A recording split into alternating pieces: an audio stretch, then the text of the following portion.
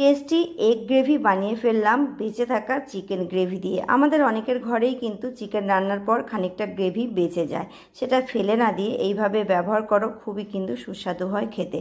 তেল গরম করতে দিয়ে একটা ডিম নুন দিয়ে ফেটিয়ে রেডি করে নিলাম।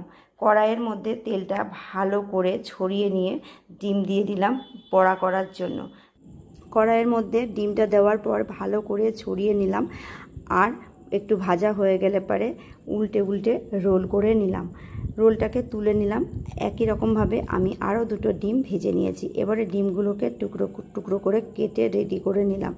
ওই কড়াইয়ের মধ্যে জল দিয়ে দিলাম গরম করার জন্য। জলটা গরম হয়ে গেলে অতিরিক্ত তেল ফেলে দিলাম, আর সেই গরম জল থেকে খানিকটা জল নিয়ে গ্রেভির মধ্যে দিয়ে পাতলা করে নিলাম।